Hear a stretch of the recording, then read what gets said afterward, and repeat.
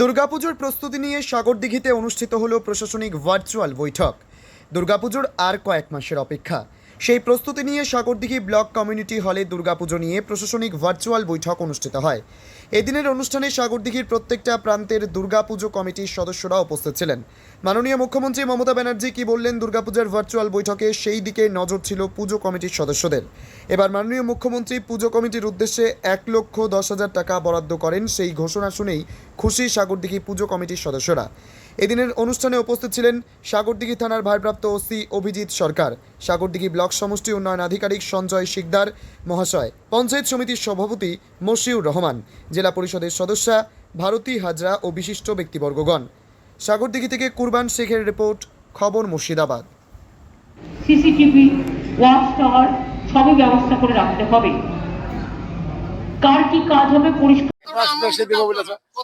অনেক আনন্দ তাতে পুজো মণ্ডপের উৎসাহ উদ্দীপনা বাড়বে। হ্যাঁ, বাড়বে। কত করে ঘোষণা হয়েছে? 1,10,000। কি বার্তা পেলেন আজকে? ওই মমতা ব্যানার্জির মুখ থেকে শুনতে বললাম 1,10,000। কোন কমিটি আপনাদের? ইটোর রামকৃষ্ণ আদিবাসী সমিতি, সুধীর মাহারা। না, বিগত দিনে যা পুজো মণ্ডপ ছিল তার থেকে বেশি পুজো মণ্ডপ বেড়ে যাবে।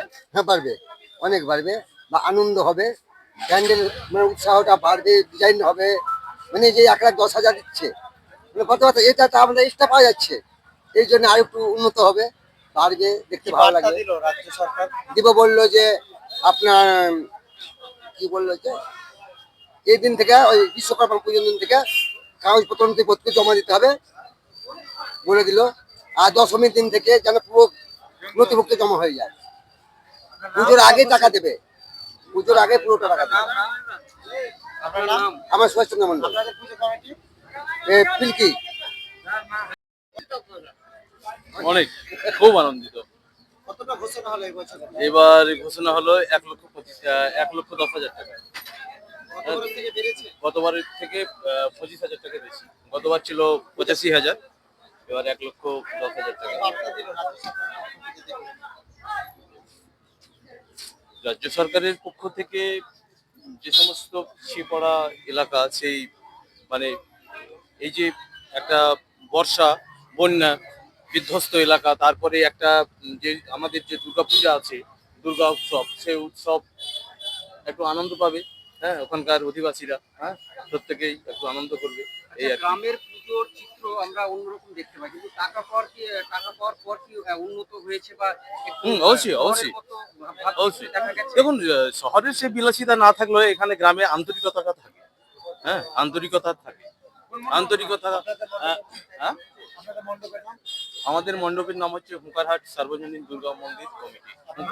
আমার নাম জয়ন্ত কুমার সরকার। কমিটিকে ডাকা হয়েছিল, এলাকার যত প্রশাসক সকলকে ডাকা হয়েছিল।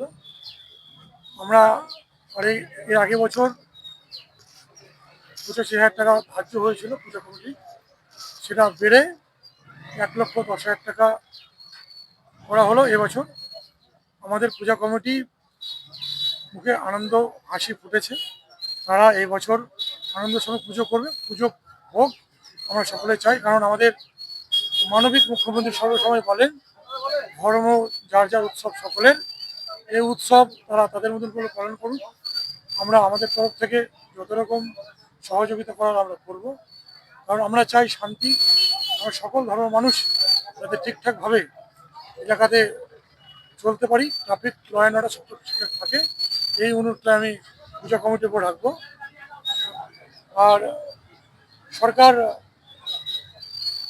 যেভাবে এই পূজা কমিটিকে সহযোগিতা করেছে, আমি চাইবো সেই সহযোগিতা সুন্দরভাবে গ্রহণ করে এবং পজিটিভ দিক যাতে আমার থাকে, এটুকুনি আমার অনুরোধ থাকবে।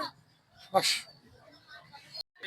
1,10,000 টাকা পুজো কমিটিতে দেওয়ার ঘোষণা শুনে কেমন মনে হচ্ছে? এই যে দুর্গাপুজো, এটা বাঙালির জীবনের সবচেয়ে একটা বড় উৎসব। শুধু এটা বাঙালির নয়, এটা গোটা ভারতবর্ষব্যাপী সকলের মধ্যে একটা উদ্দীপনা থাকে। এবং দ্রব্যমূল্য বৃদ্ধির সাথে সাথে আমাদের রাজ্য সরকার যে ঘোষণাটা করেছে 1,10,000, সেটাকে আমি প্রথমেই সাধুবাদ জানাচ্ছি। এবং রাজ্য সরকারের এই যে দিক, মানবিক দিক, সেই মানবিক দিকটা আমাদের পুজোয় ভালোভাবে কাটুক। আমরা সকলেই যাতে সুস্থভাবে পুজো শান্তিতে কাটাতে পারি এবং সর্বধর্ম সমন্বয়ের ব্যবস্থা করে সকলকে নিয়ে যেতে চলতে পারি, সেই শুভকামনাই করছি। আচ্ছা, গ্রামের পুজোর চিত্রটা আমরা অন্যরকম দেখতে পাই, কিন্তু এই যে রাজ্য সরকার টাকা দেওয়ার পর সেরকম কি একটা ভালো দিক দেখতে পাওয়া যাবে গ্রামের পুজোর মধ্যে? এখন আমরা যেটা দেখছি, অনেক গ্রামের পুজোর মধ্যেও অনেক ধরনের ভালো, যেমন সমাজ সচেতনতামূলক যে প্রোগ্রামগুলো, সেগুলো তারা থাকছে।